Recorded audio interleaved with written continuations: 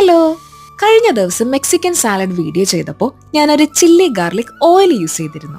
അപ്പൊ തൊട്ട് ഒരുപാട് പേര് ഈ ഓയിലിന്റെ റെസിപ്പി ചോദിച്ചു. സാലഡോ സാൻഡ്വിച്ചോ എന്തിന്, ചോറിന്റെ കൂടെ വരെ ഈ ഓയിൽ ഒരല്പം ചേർത്താ ടേസ്റ്റ് പിന്നെ വേറെ ലെവലായിരിക്കും.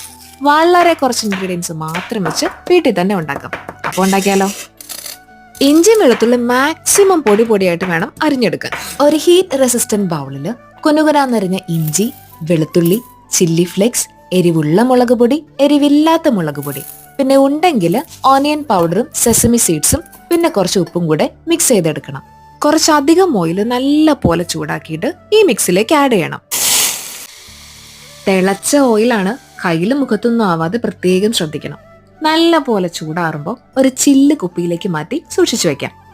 അപ്പോൾ ഈ കിട്ടിലം ചില്ലി ഓയിൽ ഒന്ന് ട്രൈ ചെയ്യാൻ മറക്കരുത്. ഫീഡ്ബാക്സ് അറിയിക്കണം. താങ്ക്